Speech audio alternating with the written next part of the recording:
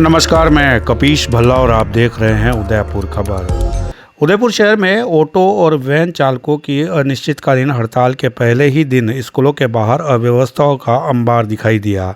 शहर भर में विद्यालयों में पढ़ने वाले बच्चों को अभिभावक स्वयं अपने स्तर पर छोड़ने पहुंचे, जिससे कई मार्गों पर जाम की स्थिति बन गई। कई दोपहिया पर बच्चे सवार दिखे तो कई अभिभावक अपनी गाड़ियों में बच्चों को लेकर स्कूल तक पहुंचे।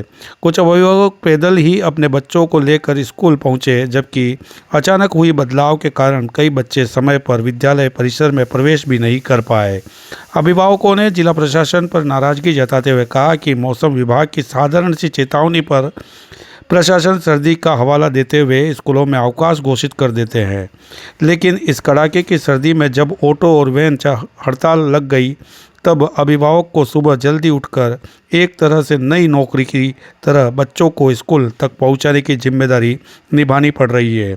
अभिभावकों ने जिला प्रशासन से मांग की है कि बच्चों की शिक्षा और परिवार की परेशानी को देखते हुए मामले में तुरंत हस्तक्षेप किया जाए, ताकि सभी को राहत मिल सके। आपको बता दें कि पिछले कई दिनों से जिला प्रशासन के द्वारा जो बाल वाहिनी वैन चालक और दूसरे ऑटो चालक अपनी आजीविका को चलाने के लिए पिछले 20 से 25 सालों से लगातार ऑटो और वैन चलाकर स्कूलों तक सुरक्षित बच्चों को पहुंचाने का कार्य कर रहे थे, उसी में नियमों का हवाला देते हुए उन्हें जब्त करने के साथ ही उन पर बड़ा चालान काटने की प्रक्रिया की जा रही है।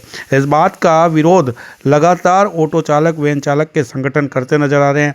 वहीं कई सामाजिक संगठन भी इन लोगों के साथ जुड़ते हुए सरकार से अपील कर रहे हैं कि जिस भी तरह हो एक मध्यम मार्ग निकालते हुए इस हड़ताल को खत्म करने का काम किया जाए। किस तरीके से देखते हैं, क्या मांग को उचित समझते हैं या प्रशासन को बिठा के इनको मध्यस्थता का कोई रास्ता वगैरह हो सकता हो? इस चीज़ का कुछ भी जो बीच का रास्ता निकलता हो वो निकालना चाहिए, ताकि पेरेंट्स को भी इस चीज़ का कोई दिक्कत नहीं हो। बस मेरा ऐसे ही मानना है। ठंड के टाइम में आपको आज उठ के आना पड़ा? हाँ, बस यही है कि थोड़ा सा जो बीच का रास्ता निकलता हो उस चीज़ को प्रशासन को रास्ता निकालना चाहिए। बाकी तो कितने दिन तक अब आपको लगता है आना पड़ जाएगा बच्चों को छोड़ने के लिए? अब ये तो डिपेंड करता है क्या इस चीज़ का तालमेल बैठ के बातचीत हो, डिपेंड करता है उस बात पर। तो सबसे पहले तो जो प्रॉब्लम आ रही है ना बच्चों को आ रही, अभिभावक भी अलग है, आपका प्रशासन भी अलग है, जो वैन वाले वो भी अलग है। जो छोटे बच्चे हैं उनको ठंड में लाना पड़ रहा है। हमें कोई प्रॉब्लम है, हमें भी प्रॉब्लम है, वो कोई इशू नहीं, लेकिन सबसे ज़्यादा जो प्रॉब्लम है बच्चों की प्रॉब्लम है। और बच्चों के प्रॉब्लम के कारण इस पर ना जल्दी से जल्दी रिजल्ट आना चाहिए, जो भी आए, जिसके हक में भी आए, लेकिन मतलब बच्चे सफर नहीं होने चाहिए। सबसे बड़ी प्रॉब्लम बच्चों की है। हम क्यों बच्चों को वैन में बेच रहे हैं, क्योंकि उनको प्रॉब्लम नहीं है। छोटे बच्चे, मेरी 6 साल की बच्ची है, उसको मुझे ठंड में उसको छोड़ के आना पड़ रहा है।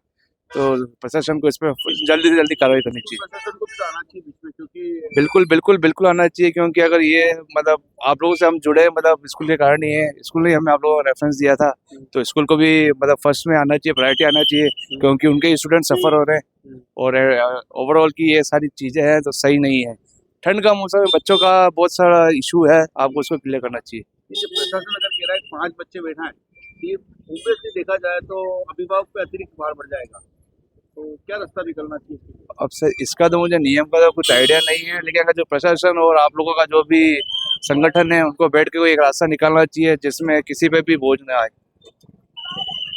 अभी प्रशासन और वैन चालकों के मध्य चल रही है, तो आप इसे देखते हो और क्या रास्ता मध्यस्थता का निकालना चाहिए? मुझे तो लगता है बच्चों को देखते हुए जो भी जल्दी निर्णय हो सकता है वो करना चाहिए। मेरे पेरेंट्स इससे ज़्यादा परेशान हो रहे हैं।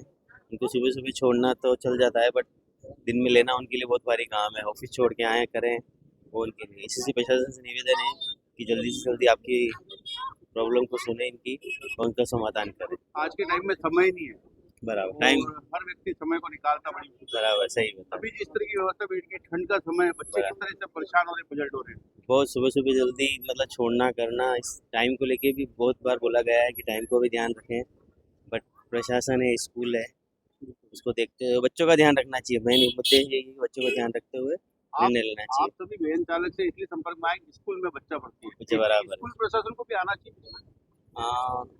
इसके लिए तो मैं कुछ भी नहीं बोलूँगा कि स्कूल प्रशासन को आना चाहिए, कोई रास्ता बट प्रशासन को आपके लोगों का सहयोग करके समाधान निकालना चाहिए। धन्यवाद। मेरे हिसाब से ये जल्द से जल्द निपटना चाहिए। जो भी पेरेंट्स को भी थोड़ा सा कोऑपरेट करना चाहिए, क्योंकि सालों से जो वैन चालक हैं ये आप सर्विसेज दे रहे हैं और प्रॉपर सर्विसेज दे रहे हैं।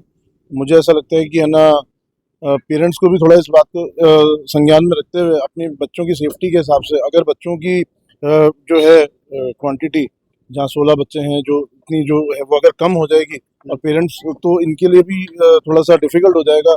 तो पेरेंट्स अगर ये फीस की थोड़ी सी अगर 400-500 से इंक्रीमेंट की बात करते हैं तो वो कर सकते हैं। इसमें कोई इसमें बच्चों की भी सेफ्टी रहेगी और इसमें कोई हर्ज वाली बात नहीं है। और दूसरी तरफ प्रशासन को भी देखना चाहिए कि एकदम से 50% ना कटा के थोड़ा सा स्लो बेसिस पे, कि भाई मतलब आप आपस में जो है कोऑर्डिनेटेड बेसिस पे, कि किसी को भी नुकसान ना हो, ना पेरेंट्स को नुकसान हो, ना इनकी सालों से जो ये कर रहे हैं उनको भी नुकसान ना हो।